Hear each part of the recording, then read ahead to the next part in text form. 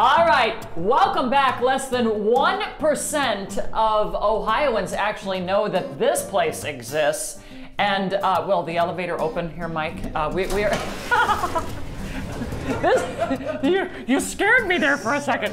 This is Mike Zubal. Did I pronounce that correctly? That's correct. And this is Zubal Books.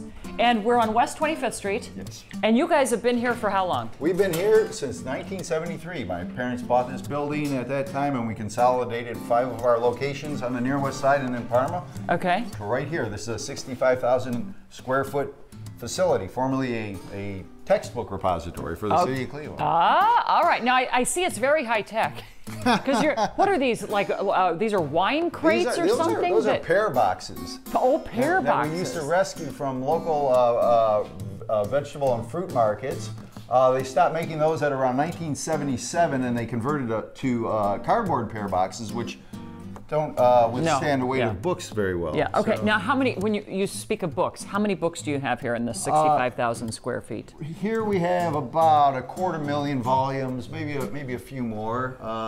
Within the whole facility, we have about 3 to 4 million books. Okay, and who buys these books, and how do they buy them? Mostly professors, researchers, philosophers, physicists, mathematicians. So probably not me. Well, the like, general do you have reader, Black Beauty or Winkin', Blinkin' and Nod? We probably do, and they're like probably that. in fine editions. So fine editions, so the high collector, really? The high collector comes to us as well. So how do they find you? Do they, They find us on the internet under Zubal.com.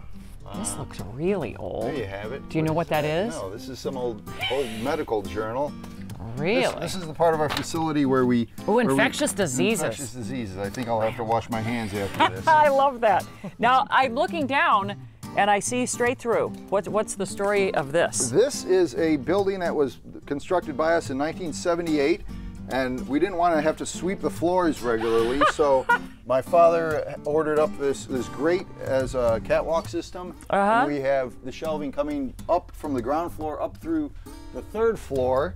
And oh my goodness. One summer, myself and a couple buddies put these racks up and made a few bucks and stayed out of trouble. Now, how do you get the stuff in, and how do you know everything that's in here? Well, we've been dealing with academics and librarians for about 50 years now, so we have a great network of friends, and we're always making new friends in the library system and in the professorial field. So, folks either retire or libraries weed, and the stuff ends up here one way or another. Now, do you have any old TV guides? I wish I did, because those are worth something. Are they really? I think UCLA would want a whole set of TV guides. Really? Now I see you have a Missouri Review, so you do deal in periodicals. We do, right? Yeah, it's a scholarly periodical having to do with literature and American history.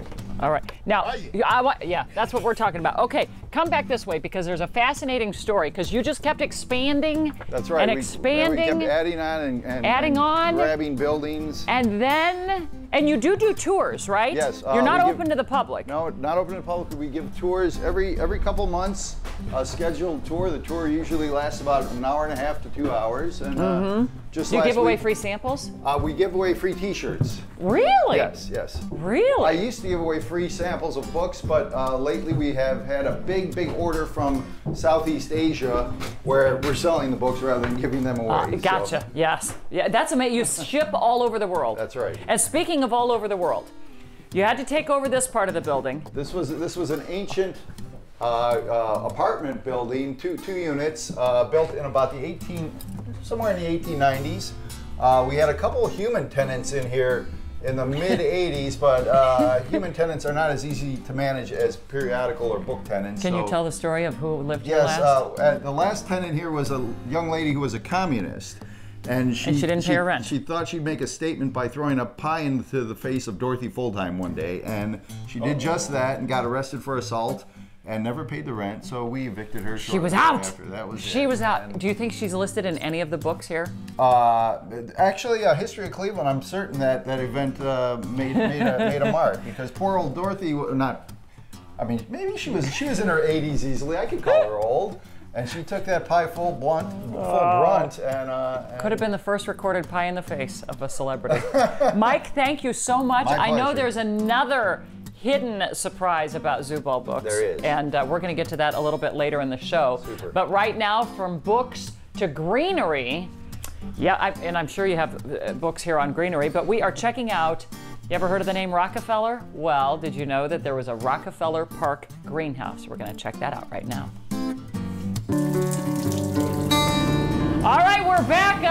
Now it's the big boss. This is John, Mike's dad, because Mike grossed me out, and it's hard for anybody to do that. But part of your operation here, this is where you take in the books, right? This is where we bring them in. And this is an old Twinkie factory? It's the home of the Twinkie. Allegedly, this is where the Twinkie was invented in the 1930s. All right. So when you took this place over, you still had Twinkie filling. There was Twinkie filling in the pipes, and if you'd like to see some, I'll be happy to take you up there and you beam can me up, sample. Johnny. Okay, because they had to put There one we of go. the pipes. Hang on. I'm hanging on to your every word.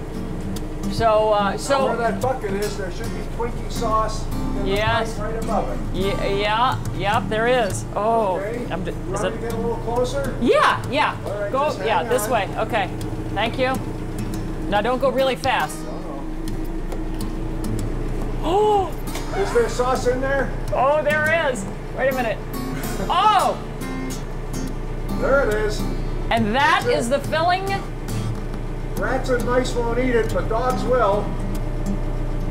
I don't believe you. Well, oh no, it's gonna drip. Here, you want some? No, thank you. No. I've had my fill. All right, well, the sugary source of Twinkies still lives. And do you sell this on the internet or no? We'd like to. Hey. I'm sure there are some people who would love to have some fresh Twinkie sauce. and real quick, it's eternally fresh. Where is it coming from? Well, the pipes are loaded with it, even after the bakery closed 18 when? years ago. 18 years ago. There's still pipes with it. It's almost an antique. I think it is. All right, we'll have more after this. Speaking of being up in the air, we're going to Terminal Ready to Tower come next. down? No, I like it up here, John. Thank you. Okay. Okay. Heavenly Twinkie sauce. Heavenly Twinkie sauce.